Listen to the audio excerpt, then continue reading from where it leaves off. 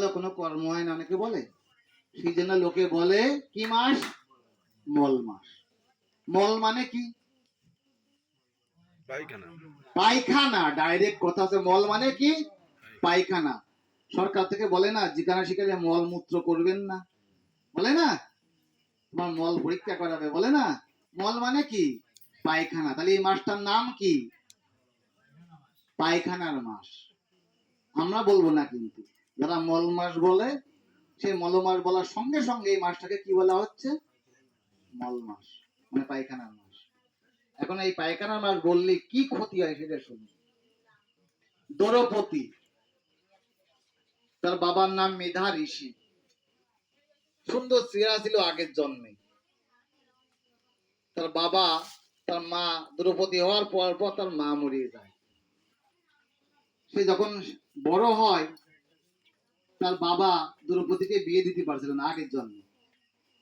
বিয়ে দিতে না পারলে তার বাবাও একসময় মরে যায়। তখন একা সুন্দরী কন্যা দ্রৌপদীকে দেখেছেন, আগের জন্মে আরো সুন্দর চেহারা ছিল। সে দ্রৌপদী একা একা বাড়িতে বসে আছে, সেখানে দুর্বাসা মুনি গিয়েছে। সবাই আমার দিক তাকান, এই দিক না তাকায় শোনেন। তো সে দুর্বাসা মুনি সে বলছে যে মেয়ে, তোমার বাবা আমার বন্ধু, তুমি একা একা আসো, বাড়িতে থাকো, তোমার বিয়েও দিতে পারলো না, তোমাকে তো এখন অসুররা ধরে নিয়ে যেতে পারে, তা আমি কি করতে পারি? তো বলছে দুর্বাসা মুনি, আপনি আমাকে একটা ভালো জামাই দেখে বিয়ের ব্যবস্থা করুন, তাহলে আমার আর অসুররা ধরে নিতে পারবে না, আমার বাবা তো পারেনি। ঠিক আছে, এখন পুরুষোত্তম মাস চলছে, তুমি পালন করো, তাহলে তোমার বিয়ে হবে। কই পুরুষোত্তম মাস? এ তো মল মাস। মল মানে পায়খানার মাস। এই বলেছে দুর্বাসা মুনির সঙ্গে সঙ্গে সঙ্গে দুর্বাসা মুনি জানেন তো ক্রোধের শিরোমণি, আগমনিতে জয় মেয়ে, তোর বাবা আমার বন্ধু, তাই আমি দুর্বাসা তোরে অভিশাপ দিতে পারলাম না। ধন্যবাদ। আমাকে ফেলে আচ্ছা। তখন দুর্বাসা মুনি বলছে তোর বাবা আমার বন্ধু, তাই আমি তোকে অভিশাপ দিচ্ছি না, কিন্তু তুই যে মল মাস বলেছিস, এই শ্রেষ্ঠ মাসকে তোর এতে ভয়ানক ক্ষতি হবে। দুর্বাসা মুনি চলে গেল, সঙ্গে সঙ্গে তার শরীর কুৎসিত চেহারা হয়ে গেল একেবারে, শুধু মল মাস বলাতে। তখন কান্নাকাটি করছে, তুই আমার চেহারা কি হয়ে গেছে? আমার এই দুর্বাসা মুনি বলেছিল মল মাস না বলতে, আমি পুরুষোত্তম বলিনি, মাস বলিনি, তাহলে আমার কি হবে? একেতে বাবা মা নাই, তারপরে আমার সুন্দর চেহারা ছিল, এখন আমি কুৎসিত হয়ে গিয়েছি, আমার কি হবে গতি? হে শিব ঠাকুর ভোলানাথ, তুমি অন্তত আমাকে রক্ষা করো ভোলানাথ। শিব ঠাকুর ওনার তপস্যা করে সন্তুষ্ট হয়ে দেখা দিয়েছে। এই মেয়ে কি হয়েছে? বলছে আমার এই দুর্গতি, আমার একটা বিবাহের ব্যবস্থা করে দিন। হ্যাঁ ঠিক আছে, আমার বিয়ের ব্যবস্থা করা হবে। তাহলে আমার বিবাহ হবে তো? শিব ঠাকুর হবে তো? আমরা বিয়ের ব্যবস্থা করে দেন, করে দেন, করে দেন, 5 বার বলেছি। আর শিব ঠাকুর বলছে ততস্তু ততস্তু ততস্তু 5 বার। এইবার শিব ঠাকুর বলছে এই মেয়ে, আমি একবার বললে বিশ্বাস হয় না তোমার, 5 বার বললে কেন? এই 5 বার বলাতে তোমার কি হয় জানো? তুমি মরে যায়, কত চেহারা খারাপ হয়ে গেছে, তুমি মরে যাবার জন্ম নিবা দাপর যুগে।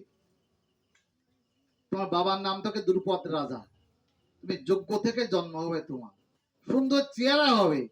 তুমি 5 বার চেয়েছো আমার কাছে বিয়ের কথা বলেছো, তোমার এই স্বামী হবে, তবে একজন নয়, 5 জন স্বামী। দ্রৌপদীর কয়জন স্বামী? 5 জন স্বামী। কেন? শিবের কাছে বর চেয়েছিল 5 বার। অনেকে আছে না একবার বললে বিশ্বাস হয় না, দ্রৌপদীর এমন অবস্থা হয়েছিল। এই জন্য তখন শিব ঠাকুর বলেছে তুমি দাপর যুগে জন্ম হবে, কিন্তু দাপর যুগে ওই পুরুষোত্তম মাস আসবে, তুমি যদি পুরুষোত্তম ব্রত মাস পালন করো, তাহলে তোমার বিবাহ হবে এবং ভালো স্বামী পাবে, তাহলে তোমার বিপদ আরো বাড়বে। দাপর যুগ এসেছে, সেই পুরুষোত্তম মাসের কথা গেছে ভুলে, আর পুরুষোত্তম ব্রত পালন করেনি, তার জন্য তার বস্ত্রহরণ হয়েছিল সমস্ত লোকের সামনে, তাই না? এবং পাঁচজন স্বামী পাওয়া সত্ত্বেও তা বনবাস ভোগ করা লাগিছে স্বামীকে সাথে। কত বছর? 12 বছর বনবাস ভোগ করা লাগিছে, শুধুমাত্র কি বলাতে? মলমাস বলাতে। যুধিষ্ঠির মহারাজ হচ্ছে কৃষ্ণকে, কৃষ্ণ তাহলে আমি কি দোষ করলাম? আমি যদি সত্যবাদী হই যুধিষ্ঠির ধর্মরাজ, আমার এই 5 ভাই স্ত্রী সহ কেন আমার বনবাস ভোগ করা লাগলো? তাহলে কিসিটা আমি ধর্মরাজ? তা ভগবান শ্রীকৃষ্ণ বলছে, দাদা যুধিষ্ঠির, এই যে 32 মাস পর পর এই জগতে এই একটা মাস আছে, ভগবান আমার একটা মাস, শ্রেষ্ঠ মাস। তাই গীতার 15 অধ্যায়ের নাম পুরুষোত্তম যোগ। আমার এক নাম পুরুষোত্তম।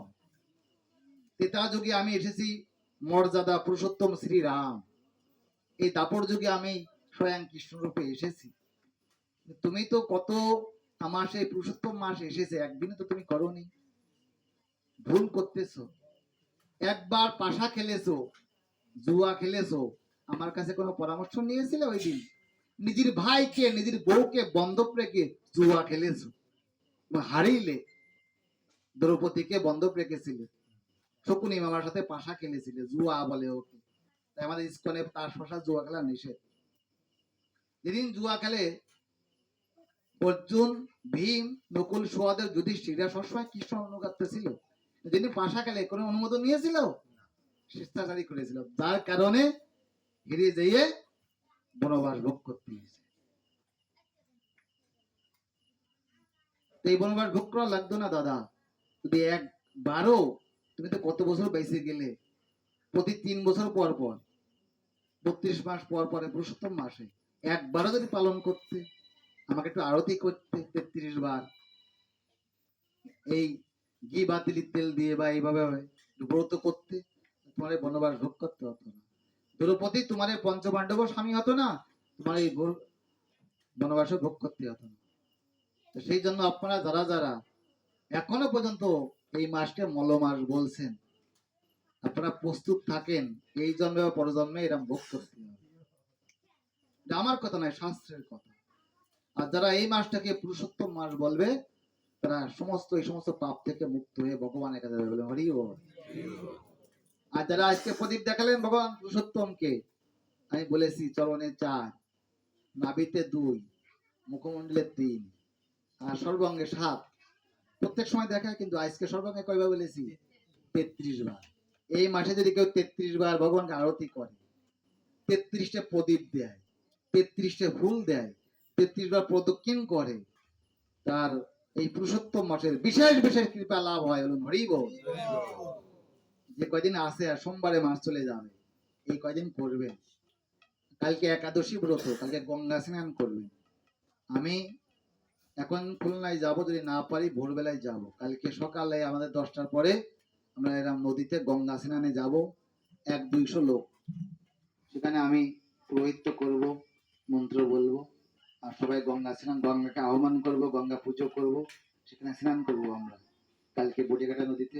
আপনারাও যারা করতে চান, আমাদের দীক্ষিত ভক্ত আছে, রতি রহমান প্রভু যারা আছেন, এই যে এখানে নদী আছে, জোয়ার ভাটা হয়, এখানে আপনারা যে সময় জোয়ার হয় বা জল থাকে, নেমে হাঁটু জলে দাঁড়িয়ে, কোমর জলে দাঁড়িয়ে, ওখানে আগে দাঁড়াবেন না, আগে উপরে বসে গঙ্গা পূজা করবেন, গঙ্গাকে আহ্বান করবেন। ওখানে খালি খালি তো গঙ্গা আসে না, কারণ আমাদের গঙ্গা জল বাড়িতে নাই, আমরা আচমন পথে গঙ্গা আহ্বান করি নেই। এবং গঙ্গা সা যমুনা চৈব সরস্বতী নর্মেদে সিদ্ধ কাবেরী, সত্য গঙ্গাকে আহ্বান করি।